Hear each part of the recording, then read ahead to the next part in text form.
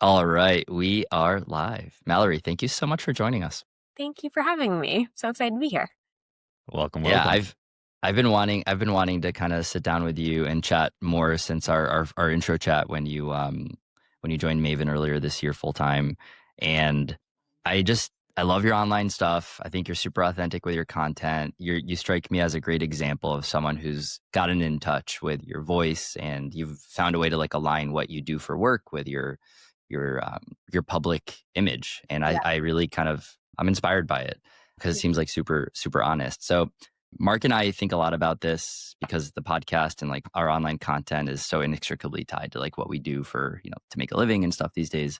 Yeah. So I'm hoping we could learn a thing or two from you on the path that you followed, and maybe even help other people find their voice publicly. So maybe the starting point for the conversation that I wanted to kick off with is, this is a really interesting moment in like work and people's relationship with work, and there's like so many things that are evolving. What do you think makes like this particular moment special or different or like hyper relevant for people to think about like their personal branding? And is there anything that you're hearing out there that feels just like completely off to you? Yes, there is. So Yeah. I think we went through this very weird period of time in the rise of influencer marketing and the rise of social media and the rise of sort of the idea of an online presence. Like I talk to my parents about this whole world and they're like, no resonance, no clue, and it wasn't part of their career journey. And so we as a working generation, whether whoever is watching is Gen Z or millennial or, whatever age, I think we've just gone through a 10-year period, 10 to 15-year period, where suddenly this whole new concept was established of this sort of like online presence of human beings and the quick spread of all of that and the ability for people to go and like Google you and like find things about you that they might not have been able to otherwise. And so we've watched the rise of these sort of aspirational lifestyle type of influencers, and that has created an understanding that in order to have an online presence, that is the like vibe that it needs to be. It has to be aspirational. It has to be polished and glossy and like done, and sure.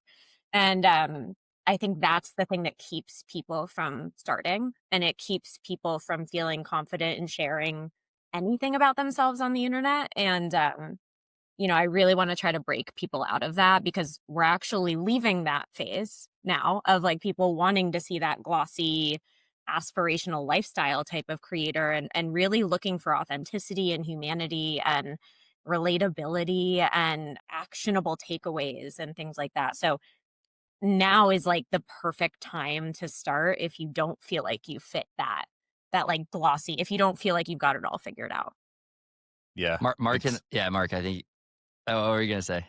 Yeah, I totally agree. I mean, I think it's interesting. Like, I think there's like a lot of dynamics in play right now. There's the people that feel like, I don't want to be connected to any of these influencers that are just like living this like fake life and it's all super performative because like, Right.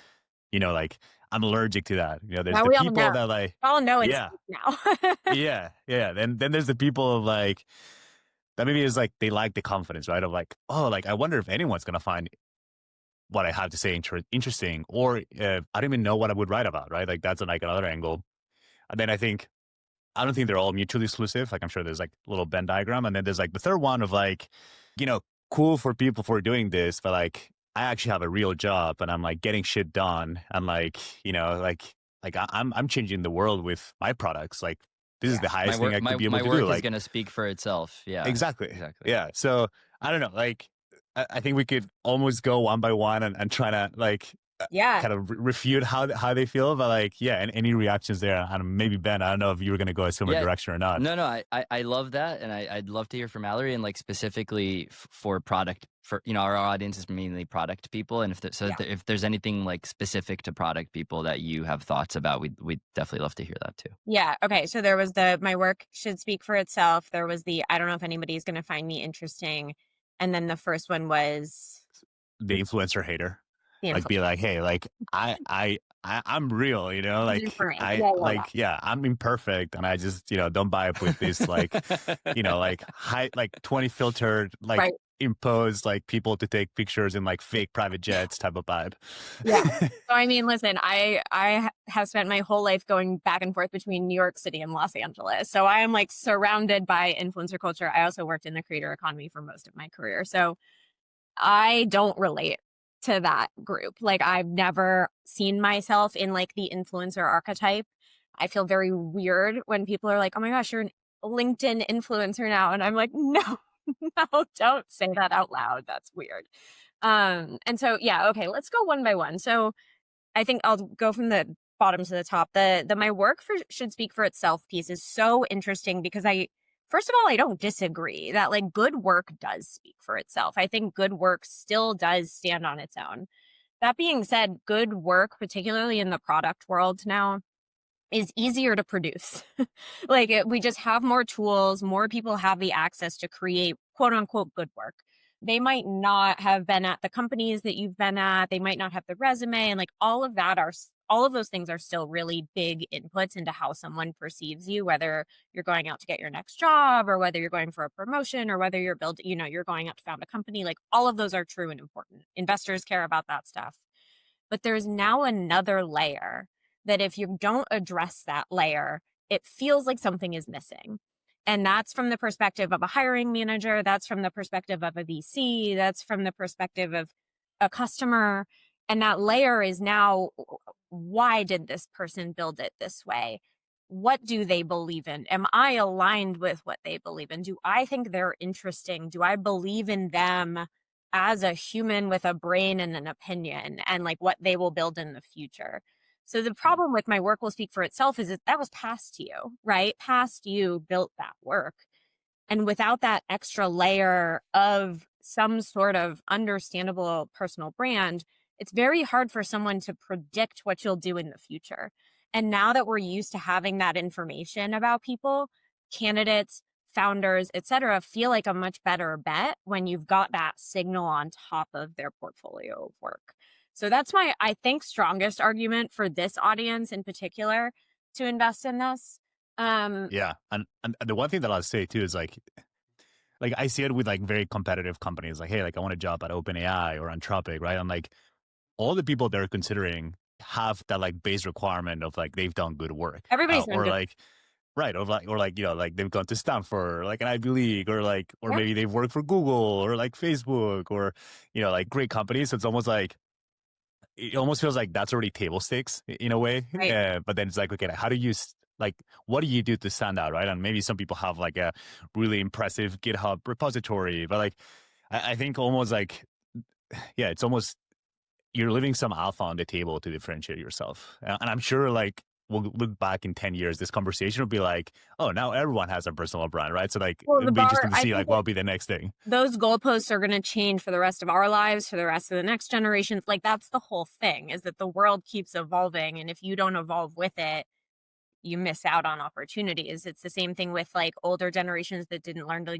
use the internet well, or like didn't learn how to use social. They got disconnected from their peers. Like there is loss in not keeping up with some of these things, whether honestly, whether you want to or not. Like sometimes we just have to put our brave pants on and like start to try to figure out the new thing. But this one does feel I think because it is so personal and feels so vulnerable, it's not like, oh, I need to learn how to use AI. This one feels scary. It's like learning how to public speak. It's like learning how to network. It's like learning all of those things. So this one is harder for people, I think.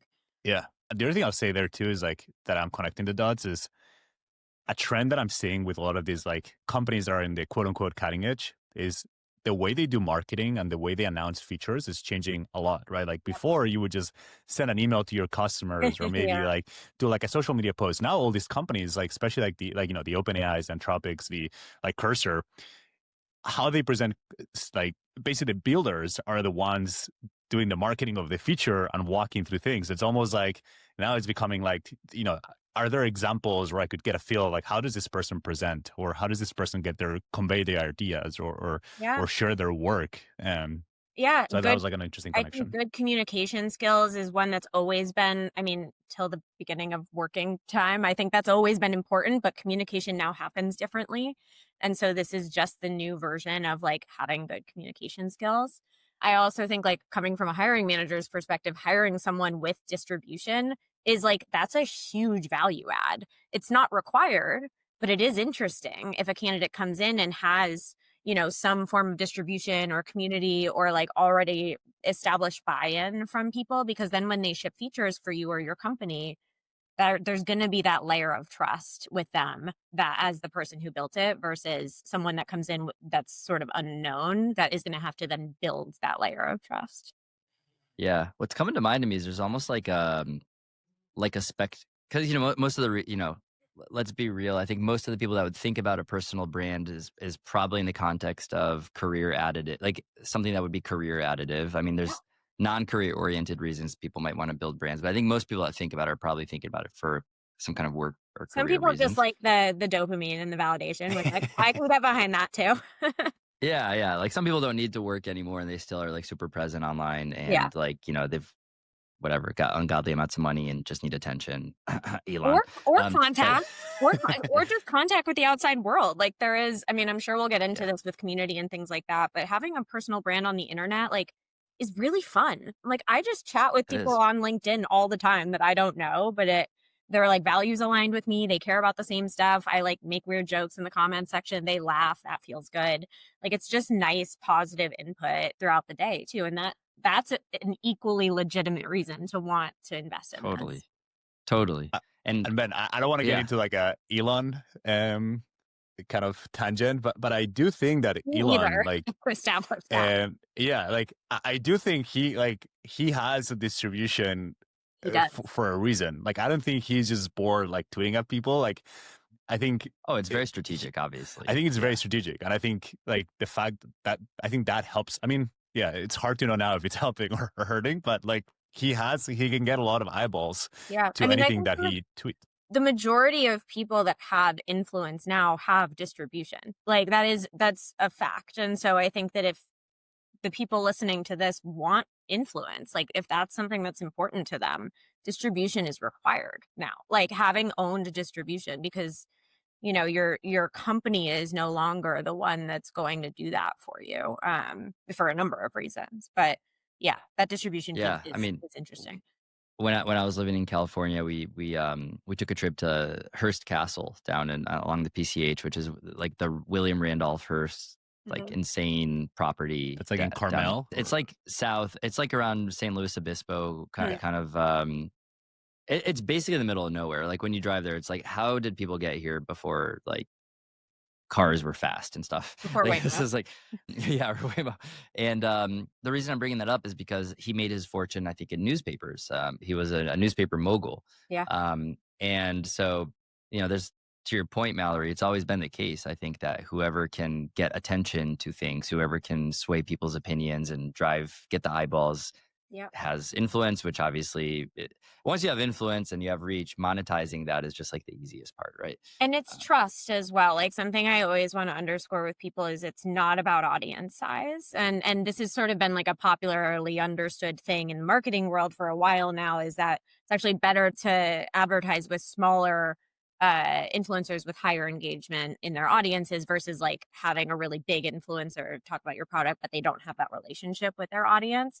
So people are like very intimidated by the idea of quote unquote building an audience. And it's really not about building some stadium full of audience. It's really just about building a group of people who understand you and trust what you believe in and what you're doing. And that's extremely powerful on its own.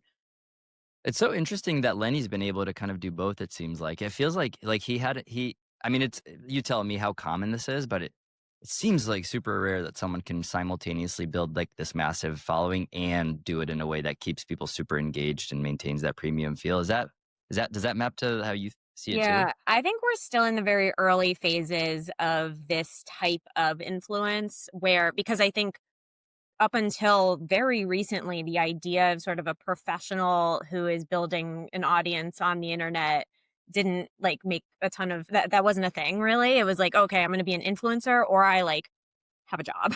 Like those are separate things. And I think Lenny was one of the first people to really see that people are looking for influence from people that have valuable experiences to share and access to information and are willing to like dedicate their time and their lives to helping other people understand those things. So I do think it feels rare right now, but I do think we're sort of on the cusp of, and this is why I love being at Maven, is like, I think we're on the cusp of, we're starting to see a lot more of these educational creators and educational influencers pop up who are experts in things and are amassing massive audiences, because people don't want to brain rot anymore. They want to spend time consuming from people that are value add to their life versus value subtract.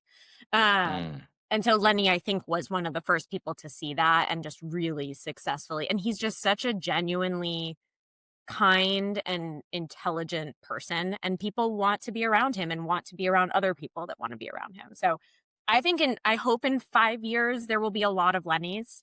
I think that is the future of like influence and creation and community and all of those things. But we're definitely early still.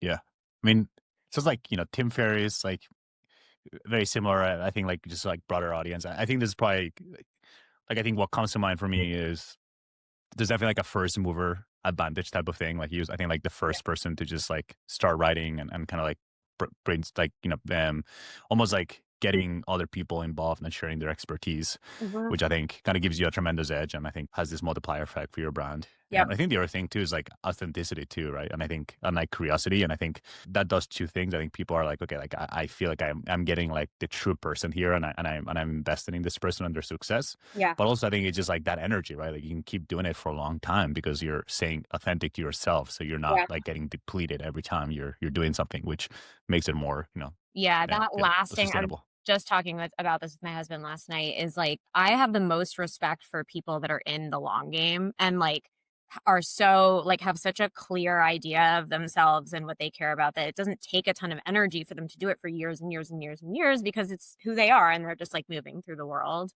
And I love the essay, Build Something Heavy.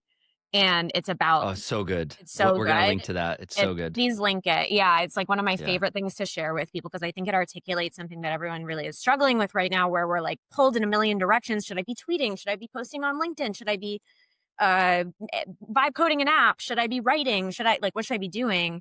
And when you do all of these disparate things, but you don't do the inner work of understanding, like, where do you want to be in 10 years? What do you believe in? What do you want people to know you for?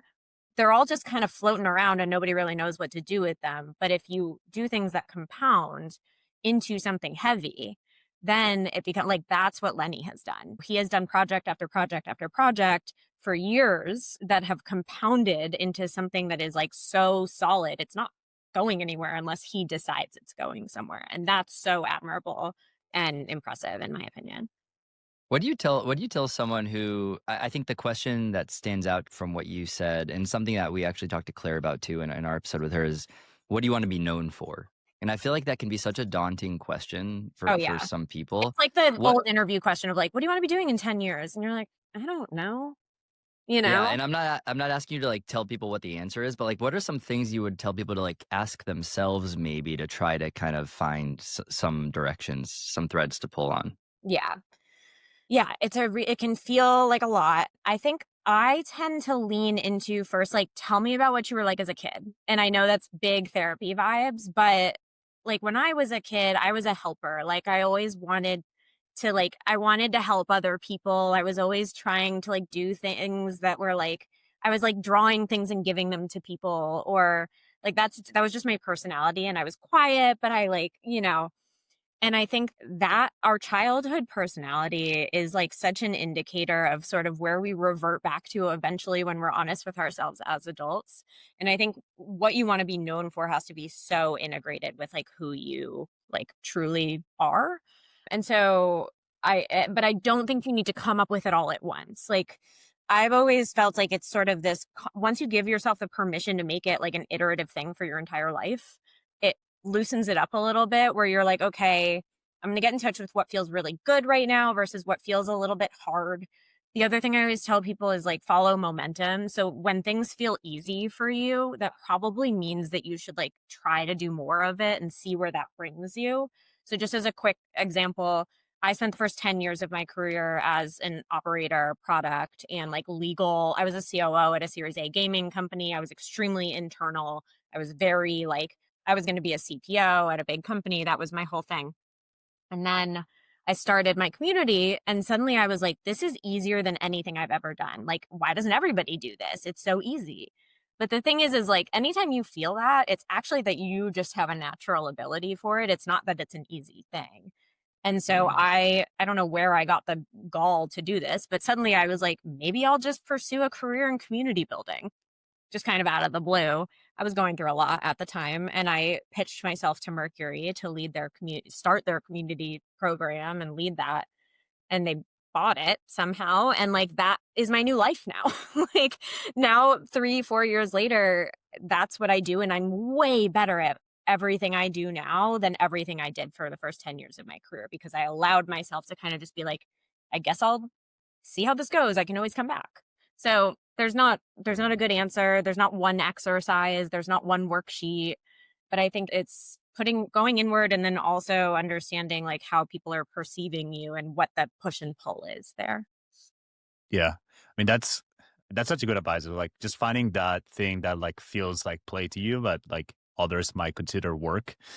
And that's honestly my biggest beef that I have with the Western like education and like just industry in general, that like, you know, I feel like as a kid, you do have those inclinations Yeah. for things that you're good at, that you love. And then all of a sudden you go into school and you have to do all these things and you have to be like super well rounded. But I'm like, oh, like, why don't you just have your kid like just double down on the thing that they're really good, that they enjoy, and like Do you that's feel how like they're that gonna is that a like. uniquely like US I experience? think it's a Western. It seems like It's a a Western. Western. Yeah. I mean, I can't speak to like the non-Western school Yeah. systems, but I think like any school systems that have some, you know, call it standardized testing or some expectation of people being at a certain level by a certain age along certain capabilities, kind of like the way we're all evaluating these AI models right now. Every time it's like, how do they do on the like this benchmark? Yeah. Like, you know, you're kind of. So I think with kids now that I have a daughter, like it does feel kind of shitty that she's going to be. I mean, she's only 3, so we don't really know what she's like good at yet or what she's like super interested in. But if I start to see those things by the time she's 5 or 6, and Marc, to your point, and then we send her to like some school that's going to standardize her and put her into a cookie cutter system, there's a part of me that feels like really sad about that. And I don't know if I have the right answer to how to prevent that, but it feels Well, the flip side, sad. I think, is exposure. So I came from a town that was very sort of blue collar. You became a lawyer, a doctor, an insurance person, or you were like a stay-at-home mom. And those were kind of the paths. And so for me, I'm really glad that I went to a school that was like liberal arts education. You go through all this, like you get exposed to a ton of different things. And so bringing it back to like adults in product or adults that are working, I do think there is so much value in being aware of how exposed you're getting to different things too, where I think we can get really in our path of like, this is what I do, this is what I'm doing, this is my path, and I'm like going to put blinders on. And I think that's the biggest disservice we can do to ourselves as humans, because I think not only are just new things coming up all the time that you might miss that are interesting, but also we change. Like every day we're gathering more information from the world. We're learning. We're like, you know, there's all kinds of biological stuff going on. And like, I love a career pivot. I love when I see people change. Oh yeah. Paths, because it feels so right all of the time, but it is really brave. And so it feels hard when you're doing it. I spend a lot of time, you know, in this phase, I guess, like coaching people through. I mean, it starts with coaching for interviews and often turns into broader kind of like career conversations. Because if you hit a dead end on a certain, it's like, hey, it's been a year. You talk to like 20 companies, the market it's not resonating, right? Yeah. Like there's something that's feeling really hard and stuck about your fit with what you're trying to do something that is not being pulled from the market, right? And so sometimes it turns into conversations that are broader conversations around like, you know, is that the right move? Do you want to consider other options? Like what other things might you be interested in? And one thing, to go back to the people being heads down, and it's not just the branding I think that they're behind on when they're 2 heads down. It's also like the internal introspection part of like, who am I outside of this job? Who am I outside of this title? And to your point, Mallory, I love spending time with people in that phase, because it's like it's like the ultimate, like the 0 to 1 of part, like guy in me just loves imagining all the potential ways that you could go validating, like, do you like to do this or do you like to do this? What's a Yeah. small test that you could size for like 2 weeks and figure out how that feels? Yeah. I saw kind of an interesting hot take the other day of somebody saying, we're taught from a very early age that we shouldn't be easily influenced. And there's an argument for actually being much more open to being influenced. And like, obviously, there's a sidebar here on media literacy and whatever. But like, if we keep it in this box, I think we're afraid of like, oh my gosh, external input shouldn't be the thing that changes me. But the reality is like, of course it should be. Like, if you get exposed to something or you meet someone or you learn about something that's interesting to you, like, you should let that influence you. And you should think about what that, like, go down that rabbit hole, follow that path and figure out the right way. And I thought that was it really like shook something up in me where I was like, wow, yeah, like in my core, I'm like, I'm not easily influenced. And I'm like, why is that like a thing to be, I don't know, proud of? Yeah. I love to be It's- sold to. If someone Yeah. convinces Same. me, yeah, go ahead, Mark. Yeah. No, I was gonna agree, and yeah, I kind of tying it back to kind of how we started in this tangent, right? Of like the pressure of figure out where I want to be in 10 years and then kind of committing to that path, right? Like I think, because I think that's like such a, in a way, with a lot of people that I talk to, that's like the way out, right? They're like, oh, like I'm not creating content because I haven't figured that out. So it's almost like a chicken in the egg kind of thing. And I'm curious to get your reaction to this, Mallory. Like usually the two things that I tell people is like, one, like the best way, like there's two kind of paths you can take, in my opinion. One is like start broadcasting your journey towards discovering that, right? Yeah. And then like people, because going back to like kind of, I think one of the most important things you said in the beginning was like, it's not about the size of the audience. It's about like people like really connecting with who you are as a person and Yeah. really building like an engaged audience. So like, I think that's how you start to be like, hey, like I'm really resonating with this person's journey and like the turns they're taking and how they're thinking about it. So like you're kind of already kind of like starting to build that audience. And also at the same time, you're kind of building this accountability system Yeah. where you're kind of, you started to like, hey, like I'm going through this journey and you're along for the ride. So that's one way that I feel like it's helpful. The other one is like, just share what it's interesting to you or you're curious about, you're thinking about. It could be like a reflection to an article that you read, is maybe a thought that you had in the shower. But that also kind of, again, kind of contextualized to like, Curation, the curation versus Yeah. creation. Curation is a great way to sort of dip your toe in. And creation is a little bit more 0 to 1 blank page. And there's curation, and then there's what you're talking about, which is kind of in the middle, where it's like, okay, I'm going to take things and react to them or give my take on them.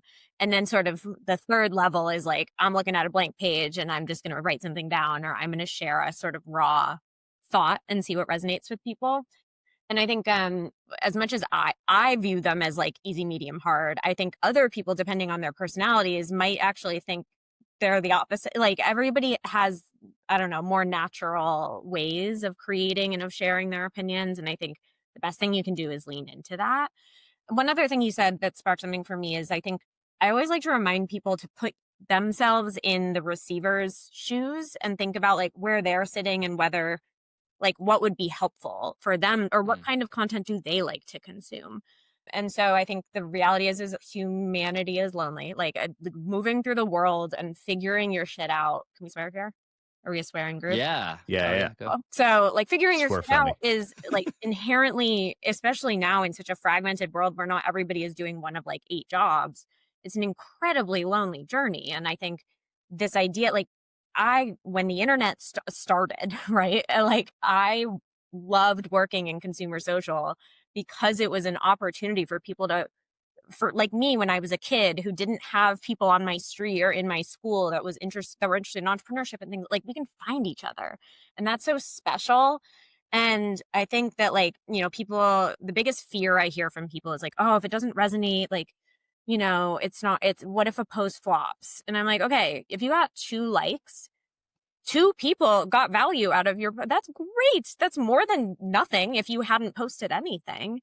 And like, if you were the people that like that post went by in your feed and you were like, and like moved on, that's all that was. It was it wasn't like, as long as you're not out there spreading like hate, you're good. And people are gonna think about it and gonna respect the fact that you are being vulnerable and sharing. And I don't know, LinkedIn especially is one of those places where I have people come up to me all the time and they're like, oh my gosh, I love your content on LinkedIn. I read it, I save it. And I'm like, I have never seen your name before. Who, like, what's happening here? And so many people, like, the act of reading is like in their mind engaging, but you don't see it. And so many times you don't get that feedback and it can be hard and frustrating, but you have to just sort of know, you have to kind of trust that you're putting good out into the world and it has to be enough. Totally. For that person that's listening, Yeah. next time, please give Mallory a like or a comment or Please. a repost. That's the least you could do. Impressions are cool, but you know. But it's so Lovely. true that like if I publish something on LinkedIn and it gets like whatever 500 impressions, that's basically a flop. Yeah. But at the same time, when I just take a second and I'm like, wait a second, 500 people, like humans, saw that, and It's so many. maybe they read, like, that's a lot of people. And you know, obviously we want to get the tens of thousands or whatever, like But the big thing posts. is like, it could be one of those 500 people that sees that post and it could be, oh my gosh, like this person gets it and I feel so much better. That there can be that. There can be somebody that's like, wow, like they're thinking about things in a really cool way. I'm going to keep them in mind for an opportunity in the future. Or, wow, this person really just changed how I think about, like, it only takes one or two people to see it and have it have an impact. And so I think that's why I try to push people, like, the ROI is so high. The potential ROI is so high. And like, forget about the numbers. The numbers don't matter. They only matter to you. And like, I like numbers and data. So it's helpful for me to sort of like benchmark and whatever, but the impact isn't measured by the numbers. Yeah, I mean, For something that product I like to people, think that's about. particularly hard, I think. Like, I get it. You know, you've been trained that where like the numbers are everything and the results are everything and the growth is everything. And, you know, you're A/B testing. And if something doesn't hit, you got to fix it right away. And like, content's just not like that. And like, your personality isn't an A/B test. Your like humanity, your existence in this sort of ecosystem of people trying to figure their shit out is not shipping a product. There are similarities, but there are also like really important differences that you have to kind of like navigate as someone who is a data driven, performance oriented, like human. Yeah, I mean, I'm definitely that way, and I'm a dopamine junkie too. So, which is really hard, but like I think to me the most helpful reframe is just like thinking about like, okay, what is the worst case scenario of me doing this, right? I love the And worst case scenario test. yeah, and Never then got just bad. accepting it, right? Like, and I think like first, like the way we started this podcast is like a perfect example, right? It's like, okay, worst case scenario, let's say no one listens to this episode. I get to spend time with Ben and another person What a that are really delightful cool. morning this was. Yeah, like it just, you know, it helps me maybe be more clear about an idea that I had. I learned something. I'm present, and it's the same thing with when I post on LinkedIn. I'm like, I'm literally just crystallizing a thought or an idea or a previous podcast episode, and I get to internalize that learning, Yeah. or I get better at writing, right? And all Right. those things, I'm like, even if no one listens to this, like that's something that's additive to my life as opposed to like not. Yeah, I think a lot of people also don't have a good example of someone that they feel like is relatable that's creating content or that has a strong personal brand. Like, I run into this a lot. I don't know if you guys know this, I had cancer when I was 25.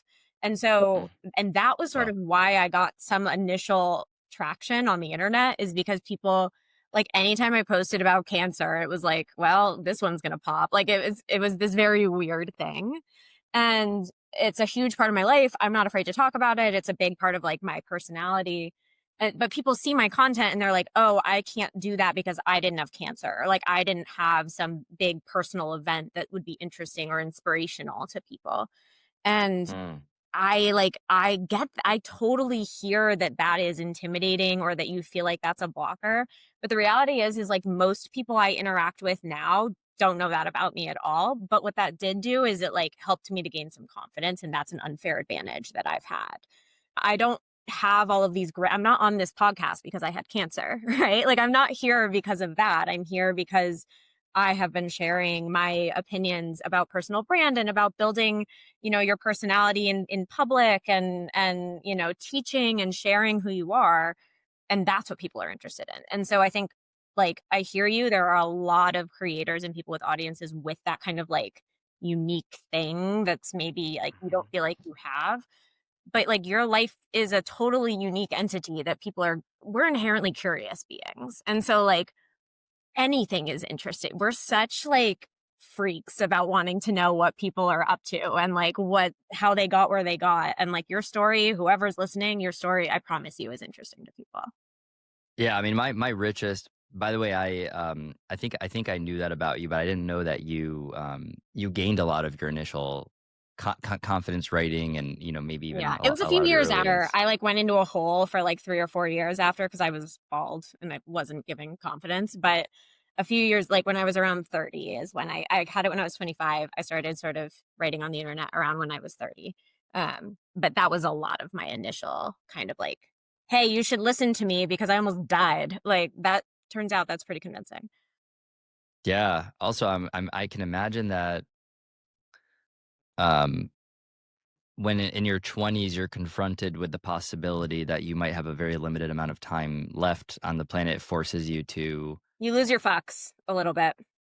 Yeah, right. Like, sure, you could say you got really courageous, but you could also reframe it as you stopped giving a shit what anyone thinks. It didn't To matter. some At degree. that point, I was just sort of like, is anybody out there? Like, I don't know. I feel weird and alone. And like, I had just called off a wedding. I had moved. I was like, it was a whole thing. And that's when I actually created my community because I was so lonely. And so, like, so much of it was a band-aid for that for me initially. And then over the years, it turned into something that made me smarter and better. And like, I really enjoyed it. And it was strategic. But at the beginning, it was really just like, like, I don't know, maybe somebody will relate to this. And like, that was awesome too. Yeah.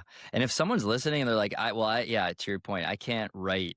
Like, I don't have anything worth saying until I have a major life event, like, getting over cancer, or your recent post about blowing up, like blowing it all up was awesome, by the way. We Thank should you. link to that.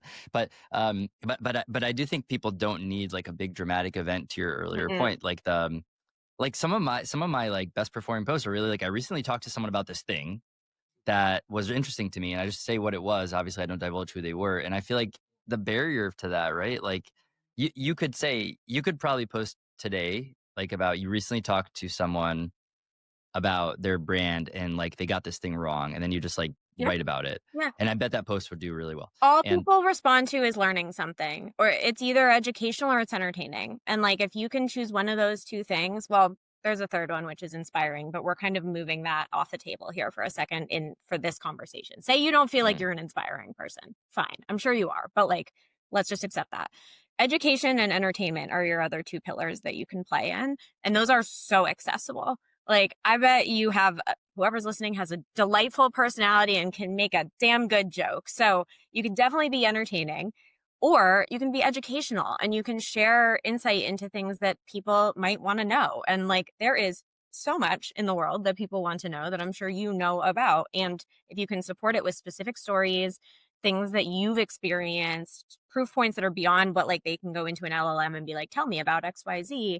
That's the stuff that people want to learn about and engage about. And also people want to hear like your fuck ups too. Like, people want to know that they're not the only ones that are like messing up or not sure what's going on, which is why we've pivoted away, I think, as a macro, away from this kind of like aspirational, glossy, edited content. if you're enjoying this conversation, please check out the links in the show notes to support the podcast. Marc and I do this out of love, but to keep it going, we also need your support. Thanks, and now back to the episode. Yeah. I think, to me, like when I think about like, what content performs best, it's like one where it's like there's like a very crisp lesson, and like people just want to save that, right? I think the other one is like I'm being very vulnerable and authentic of like either something that I'm not sure about, that I'm like, hey, like this is a big open question and I'm not really No I don't have selfies the crying answer. though. We learned that lesson. No selfies you crying. No self crying. Yeah. Hopefully someone did that. I got to reschedule my post for tomorrow. No, I'm just kidding.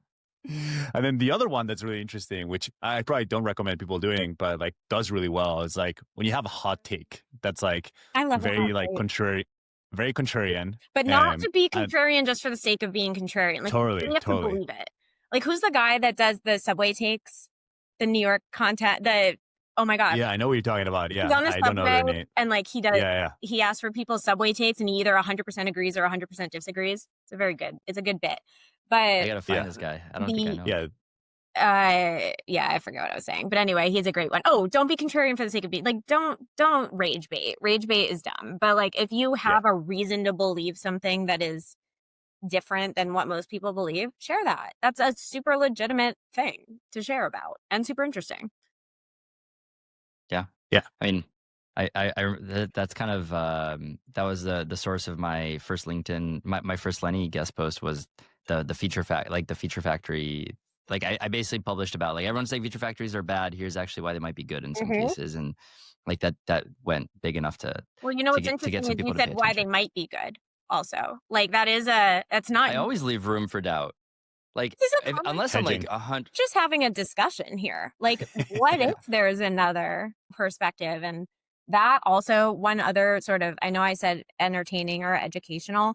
There's a piece that people forget about, which is like creating conversation or like opening a space for people to share their perspectives, because a culmination of a bunch of people's perspectives is like the most interesting thing in the world. Right. And so some of my best posts are ones where I've actually asked people to weigh in or tell stories or share their favorite XYZ or whatever. And like those posts go really viral too, because that creates one place that people are like, oh, I'm going to save this because I'm getting 100 people's opinions on this thing that I'm interested in, and I need to remember to come back to it. So that's another option. And I think it's funny because we've all sort of gravitated towards that in building community, which is, I don't think I'm the smartest person in the room most of the time, and I don't think I have the answer most of the time, but I bet one of my 2,500 members has the answer.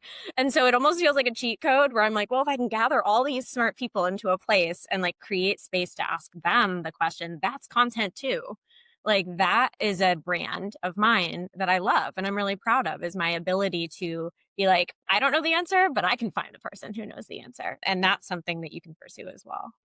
Yeah, I love that. You know, it's funny, like the ask a question at the end of the LinkedIn post kind of angle of like, what do other people think about this? Or, you know, like that's the one that actually scares me more than the other stuff. Cause I'm like, if I just drop a thought, something I'm thinking about or a curated story and no one engages, I'm like, okay, that's fine. Like, I know that was real. Like some people might have gone value, but if I ask a question and no one engages, that's like, oh, like that post, well, like, you know what didn't do probably as well. happened is they So didn't even make it to the question.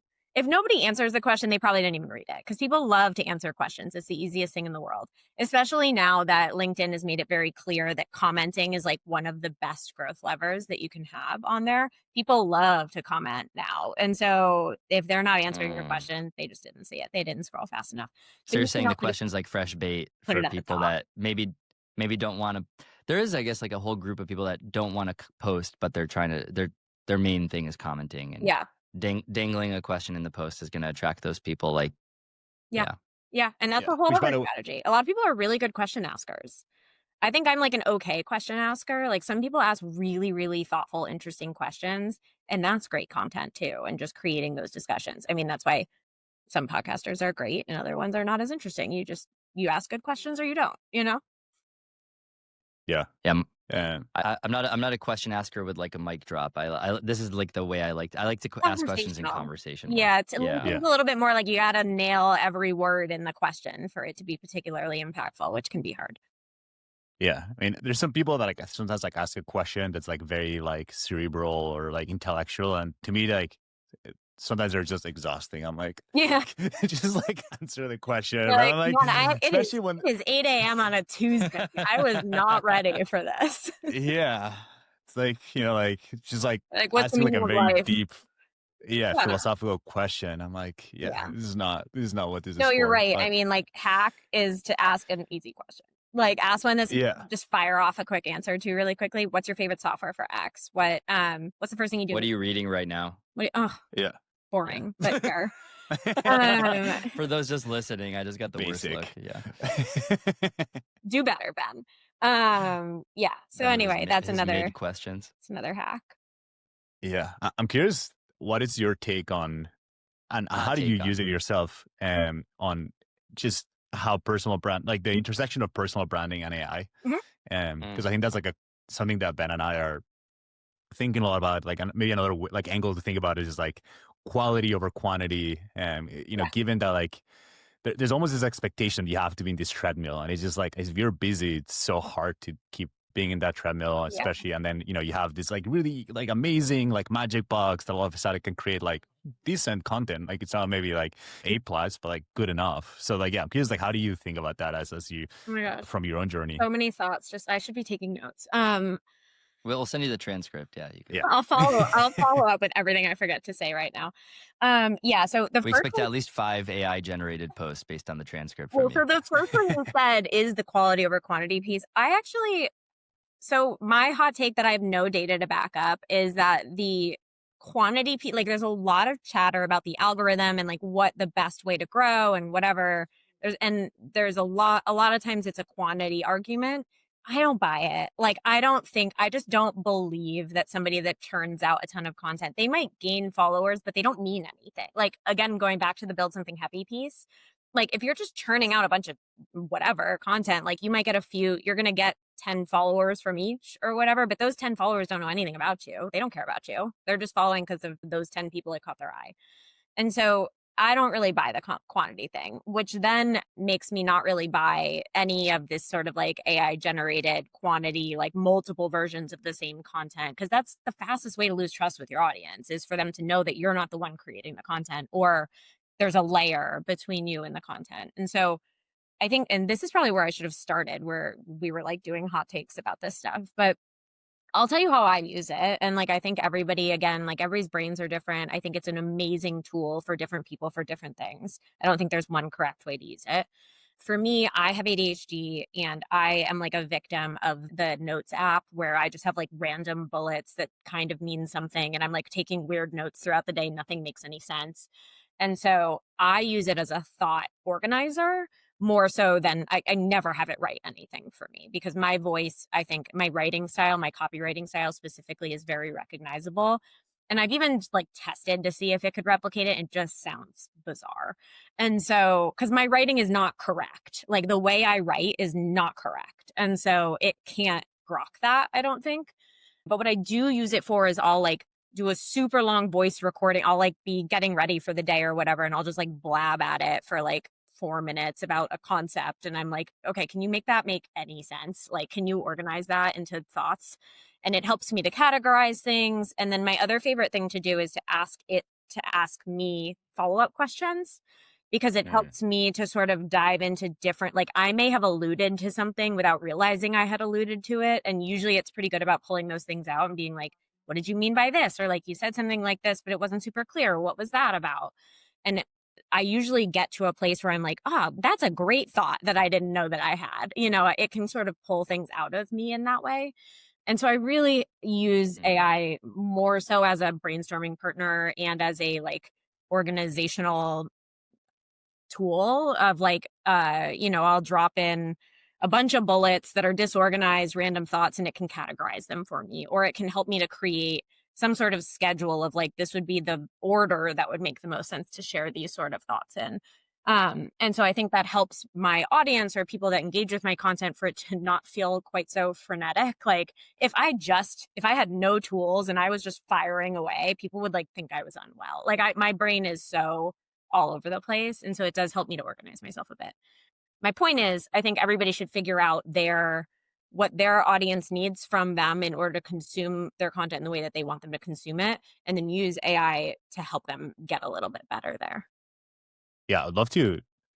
So then make sure I understand how are you using AI? So it sounds like you're definitely using it on the like almost brainstorming, like the 4 minute like, hey, here's a thought, right? And then like help me organize it. Yep. Then you probably read that and then like, hey, actually like now let's poke holes maybe on this stuff that's a little bit more superficial, or like let's add a little bit more substance. And then it sounds like, okay, like then you might iterate, I don't know, like 1 or 2 times, and then after that, then you kind of, I could almost imagine like an outline or of bullets, and then you take that and like I just draft it away in your own voice. So it sounds like that's one thing that ends up happening a lot is it's like, oh, you meant this. And I'm like, I didn't mean that. That's ridiculous. And then I go write what I actually meant. Like it helps me to clarify when it gets it wrong. I'm like, that was such a like, of course I didn't mean that. And so then I'm clearer in how I articulate it.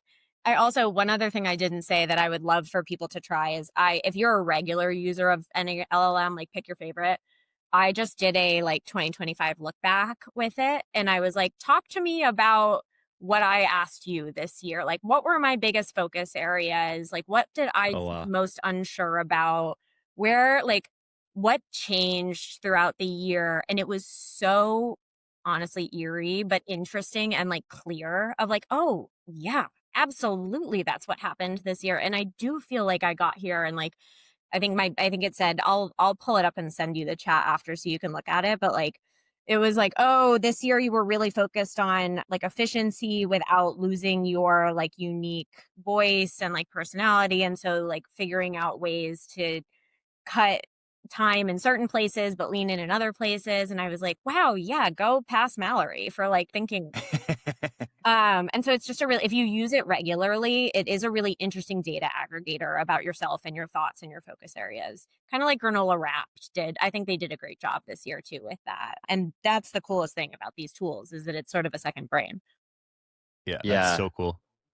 Now go ahead, Mark. I was going to follow up, but Yeah, you're I just want to make a note that I hope you do a LinkedIn post on this because I think Ben and I both at the same time were taking notes. Be like, I I wrote need it to do down. this. So Yeah. like, It's so good. that's I'll send the specific post to you guys too, or the prompts. They were great. the prompt. That would be super helpful. Yeah. And the other thing that I just want to say is like, oh, like how cool is that we live in this world where it's just that's like accessible to us. It's and like, amazing. It's just so easy to do that self reflection. It really is. Back. And I did post something not this specifically, but about, I don't even remember what it was, but the comment section got a little spicy because people were like, this is what therapists are for and coaches.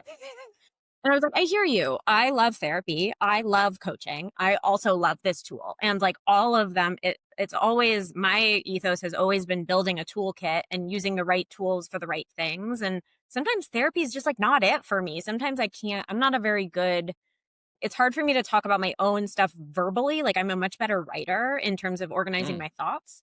And so talk therapy is really hard for me to like get a lot out of because I'm constantly like not really saying what I mean. And so how lucky are we to have all of these different formats of input and thoughtfulness and reflection and all of that stuff, but like none is better than the other. They're all just different. Yeah. The other thing I was just so totally agree. I actually I think I actually have an easier time getting to the heart of what's on my mind verbally than in written form. And then the written form is how I can, it's almost like packaging it is the craft of taking the emotions and turning it into a thought in writing. My emotions are way too big. They're like too big and then I can't say the right words. So I write, then talk, then write. That's so interesting. Everybody's different. I feel like my the speed with which I can type, I do type really fast, but I feel like it. You know your words per minute at the top of your head. It's like 140 or 150, I think. It's like it's a lot. Well, I actually, when I was building my Copilot, discovered that the average words per minute that people speak is 120 words per minute, and I suspect that I speak a lot faster than that. But I'm sorry, my speaking is 150 words per minute. My typing is way slower. Right. It's hard to get. My God, like typing is so slow. Like it feels like it's literally I got my foot on the brakes as I'm thinking, and it's like really hard. Are you to using do. Whisper and stuff like that now? Like some of the I use Willow for voice dictation, but the reason I kind of went down this tangent is because you were talking about. I was actually picturing you talking to ChatGPT voice mode when you were doing that, but it sounds like you're not. No, into I do. The voice mode thing. I do. You do. Okay. Like I don't even think about that step as like analysis at all. Like I think of it as like a mess. Like I'm just like, here's a mess of thoughts because this is what I have to. You're like pacing in your apartment or whatever. I'm like doing the dishes or something. Like okay. I am a freak of a multitasker. I'll be doing 6 things at once all the time. And so this is the way that I am like, okay, I'm just going to talk through this thing that just popped into my head before I lose it because otherwise it'll never come back. So yes, that's like the very first step, but it's a total, there's no sense to it or like organization or anything like that. Oh, 100%. Yeah, I pop my AirPods in while I'm doing stuff around the house. And if my wife's here, I don't do it. It's like freaking weird, I think, talking to ChatGPT while my wife's around. But, or anyone's around for that matter. That's like my personal thing. I'm, like I'm journaling almost. Yeah, journaling it's like the early days of Bluetooth headphones when we were all like, why does that person look like they're just talking to themselves in the grocery store in like 2007 or whatever it was? Yeah. And I find that the process of I think talking out loud and like I've talked in the podcast about how if I have like a big conversation coming up, I'll go for a walk and I'll just like set the context for like the whole Yeah. conversation. And it helps me just like unpack what I'm feeling into like very specific things Mm. like that I'm hoping to get out of it, which is kind of what therapy is for. Yeah. But it's like a superhuman brain, I Yeah. guess, to some degree. And it takes all the therapist's like garbage off the table. Cause like the therapist is a person too. People forget that. The Yeah. therapist is like a real I human. mean, like the therapist's human perceptions and like biases and experiences Totally. and that kind of thing. Like the sick Yeah, I hate human with sort of the experiences of everyone in the world averaged out. So it's theoretically a pretty neutral third party, besides the biases that we all know are in it. But that's another. yeah, well, what bugs me about therapy is like I've tried like the body language of the therapist is absolutely present. And I'm a very sensitive and perceptive person. So I'm like paying attention to people's body You're like, I don't language. want to And upset my therapist. yeah, there's that. Or like, hey, like you acted that way. What's going on there? And she's like, well, why did you notice? Yeah, Like, yeah, yeah. why does that matter to you? Like what I You thought. get And I'm into like, like a weird okay. spiral. So yeah, you want me to like, you want to be like, it's like you get all the presence of the biases with none of the abilities to Fair. actually get the learnings from the biases. And like with Yeah. AI, there's no pretense of biases. It's like I'm here to please you. Yeah. Okay, you're gonna please me right now, but helping me figure out what I actually think about something. Yeah. Yeah. And so That was I what like actually, now you reminded me, yeah. that was what my post was about, was how to make sure that when you're having that interaction, you're not inviting just like, okay, whatever you want, like how to structure that conversation in a way that's actually going to give you really strong feedback and like help you to be really analytical and question your own assumptions and things like that versus, because I do think the criticism of LLMs here is that sometimes they are glazing and they are just like, that was an amazing decision. You're like, I know for a fact it wasn't. So let's start over. So yeah, it's all, there's no perfect modality of working through our shit, right? Like we, I think, are responsible for our own use of all these tools and figuring out what we personally need. And going back to the original topic of our whole conversation, personal brand is equal parts like presenting yourself to the world, but also being really in tune with like your own stuff and like understanding yourself and what you need and what kind of environment you thrive in and what your unique sort of like, what's your unfair advantage and what you love and what do you hate. Like all of that stuff is such a huge input. And I think so many people skip that. And that's why their personal brands come out just like meh, like nobody cares because it's not you. It's what you think you're supposed to be. Totally. Yeah, I'm kind of like realizing that uh like there's this like we recently did this exercise within the Supra community looking at some like LinkedIn profiles and kind of had someone in the community, shout out Chris Lee, kind of like help us understand how someone who's like recruiting for a given role might look at people's LinkedIn profiles. Yeah. And What a gift and to your community. yeah, no, it was awesome. Yeah. And I think it And it made was a super lot of people unfiltered too. Yeah, I bet. It was super unfiltered. But what I loved is that he could not give anyone feedback on their LinkedIn without first aligning on whose lens am I going to be looking at this through. Mhm. And that was so valuable because I think people need to know that if you're going to build a brand or whatever on yourself, it's helpful to think about who you might be seen through the lens of. Yeah. And I just had this moment where it's connecting to the start of the conversation where you kind of talked about how like in the future we need to see we're starting to expect complete images of people. Yeah. And so I had this image of like a LinkedIn profile that like tells me nothing about someone Yeah. versus another LinkedIn profile that's like I feel like I really know this person. Yeah. And it's like I was just gonna say, you have to remember that you're not gonna be for everybody too. And so this is something I talk to Maven instructors about all the time. Like you have to pick your people. Like you have to be for someone. And that inherently means you're gonna not be for other people. And that's a very uncomfortable thing for a lot of folks because when we're raised by our parents, they tell us that we're supposed to be liked, right? Like that is a pinnacle of success of like being well liked. And I think ultimately, if to have a strong brand, there has to be a point of view and there has to be I make this choice every day with how sort of like zany I seem on the internet. Cause like there's a lot of people that aren't going to hire me because I seem a little wacky, right? Or because I'm a little too honest, or because I am very open about my work, or because I do projects outside of my full-time job. And every time I share something like that's a choice that I'm making where I'm like, I'm okay if those people see my content or my profile and they're like, not the right fit for us. And that's okay with me. It doesn't mean they don't like me. you're actually I would imagine you're actively trying to create more distance between yourself and the people who will I'm trying to make hold more this part of you closeness. against you. I'm trying to establish more closeness with the people that are going to appreciate that. And inevitably that Yeah. creates distance, right? But like, that's not my goal isn't distance. My goal is closeness. And so I'm trying to find those Yep. people that are like, oh, I fucking love that you like get to do all these things and you have all these experiences. And like both of my shout out to Ahmad and to Gagan at Maven and Mercury, both of them really valued that about me.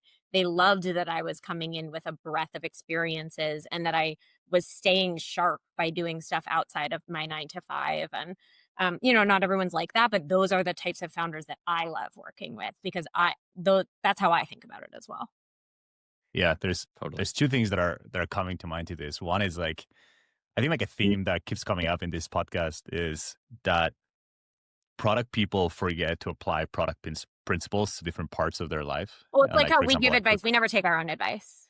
it's like recruiting, right? It's like treating your career as a product, or like in this case, right? Like treating your brand as a product, right? Make Like it clear, make it easy to understand. Like it's all the same. Or like if you build for everyone, Yeah. you're building for no one, Yep. right? Like you gotta pick. Who's your And I think the other thing that I think the other thing that kept coming to mind for me too was company values. I don't know why, but I feel like the best companies that I work for that have really good values, like they should be like almost like polarizing enough that like attracts the right people, be like, hell yes, like I want to do that, but also repels the people that like are not going to thrive there, right? And in a way, like I think some of your posts should do that. And I think that's why like sometimes like the hot takes that are like that are not click-rated, like should do that, right? Be like, hey, like if you're like offended by me telling you that, you're behind in AI and that you should be curious, like maybe there's not a good fit here because I actually think that you're not it's human instinct though, like understanding our basic chemistry and psychology. It's human instinct to maximize our potential, right? It's a human instinct to maximize our options because that feels safest, right? The more options we have, the safer we are. And that like early humanity was like in mates and in villages and in community. And now it's with jobs, right? And with people, the more people like me, the safer I am. But the reality is that there's a shift happening where the less safe you are because fewer people feel strongly about you. And I think that's just an inherent, I just want to acknowledge it's a really hard thing to like. It's not fun to not be liked or to feel like someone's going to disagree with what you say or not go along for it. And so just acknowledging that if you feel that way, like so normal, so scary. Yeah. I know we're coming up on time. Man, this flew by. So probably should have done this like a couple minutes ago. So sorry if we go up against the end, but we could easily keep going for another hour here. Marc, should we shift into the wrap up with our two questions and then our special gratitude corner? Mallory, you down to play with us? Yeah, always. Okay. Let's do it. Okay. So our first two questions for you are, if people do want to follow what you're thinking about in the spirit of this conversation and, get a better feel for what's top of mind for you, where would you direct them? And then secondly, is there anything that our audience can do to be helpful to you? Love that. Community. I launched a Substack yesterday, which was just fun timing for this. It's called Good Work, and a lot of it is about how our personalities and ourselves kind of integrate with this concept of work and career and success. So I would love for people. I'm feeling like the second day jitters of like, is anybody going to read it? So I would love for people to subscribe to that. And I write a lot on LinkedIn, and I'm going to continue to do that. I started on Substack because I wanted a more reliable sort of outlet to the people that like to hear from me and that I like to talk to. So I'm on both of those platforms. And for any women listening, the Old Girls Club is my community, and it's for women in sort of the second and thirds of their careers who their identity is really informed by their careers. So we'd love to have you there as well. And that you can do to help me. If you know anybody that should be teaching on Maven, please send them my way. Always looking for really smart entrepreneurial people that want to share their experiences and knowledge with the world, talk about personal brand building. Or if you're listening and you have a lot of great experience and you should be teaching, please also reach out to me. I would love that. Amazing. Yeah. And now to our exciting gratitude corner. And you can we'll ask link it, Marc, all those. Yeah, we'll link to all those resources in the show notes. And but yeah, there's a question we recently started asking, and basically it's, you've clearly had an awesome career, Thank you. and I'm sure there's a lot of people that have played a key role in that moment. But if there's anyone either from your personal life or professional life that you just want to give a shout out for kind of helping you get where you are today, Yeah. now is the moment. And it can be multiple people too. It Yeah. doesn't have to be just one people. I'll just give you the whole list. No, I mean, there's any good career is built from the people who have helped you to have the confidence to do X, Y, and Z. But two very recent ones. One is Fiona Manga. She was the COO at Substack until recently, and she has become a mentor of mine. And I am just so deeply indebted to her for my mental health right now. She has, solved a lot of similar problems to what I'm working on at Maven, and just having a peer to talk to and to really like give you some examples and tell you that this is normal, that these things are hard, and it just makes such a difference. And so extremely great. She's a newer presence in my life, and I'm very grateful for her, and Gagan as well, the CEO at Maven. Both of them have just been, this last phase of my career has been just really wonderful and has exposed me to so many amazing people, and I couldn't be more grateful to both of them. Wow. Yeah, we recently met Fiona as well. We saw her post where she announced that she was leaving. No, not not yet. If Fiona's listening, I'm coming. I tell you. But no, we actually had a conversation with her to ask for her advice on how to grow the podcast, and she was super great, super kind. We were very grateful that she took 30 minutes and chatted with us and gave us some awesome advice that we're literally in the process of actioning on. And Gratitude Corner is a direct result. It's a direct thing we started doing after our conversation with Fiona. Oh, my heart. Wow. What? That's a crazy full circle. That's yeah, freaking that's like crazy. Like, yeah. Wow. Amazing. Yeah. Yeah, that's wild. Thank you, Fiona. Amazing. I love it. This is a wrap. That could not have gone any better. No one's going to believe that we didn't talk about that ahead of time. No, we literally did not coordinate that at all. That's hilarious. Yeah, she, are we still recording? She's amazing while we're still recording, but I'll tell you the whole story off camera. Amazing. Cool. Shout out, Fiona. You are incredible. And we're going to link to you in the show notes too. Yes. And anyone else who's even remotely thinking about getting time with Fiona, she's amazing. She'll zoom right into the thing that's like the right thing. So yes, that's great. Agreed. Thank you both. It's Mallory, incredible. Oh, yeah, wait, I forgot to say something very important, which is that I'm teaching a course on personal brand in January. Oh my God, yes. I should have totally no, I bugged you really, about that. Please, I'm having so much fun. Me and a friend, Grace McCarrick, who has a really big following on TikTok in like the work world, and my husband, Joe, who's actually trained in this stuff. Like Grace and I joke that we went to the school of like fuck around and find out with this stuff. He actually knows what he's doing. We're teaching a course together. Our first cohort's in January, which will be before this airs, but we'll be doing another one in Q1. So I would love to see people there. Nice. Awesome. Very cool. Yeah, that's I love that too, because I gave some feedback to the Maven team. I think you were smiling when I gave it because you probably knew you were about to launch your course, but I was like, should someone at Maven be teaching a course so you guys like understand this experience better? And Mallory's like, hold my beer. Like, I got this. Somebody should totally do that. So fun. I love it. All right. Amazing. We're over and I have to go. Yeah, we'll let you go. Thank you so much. Thank you, guys. So great to see you. I appreciate it. Bye-bye. Bye-bye.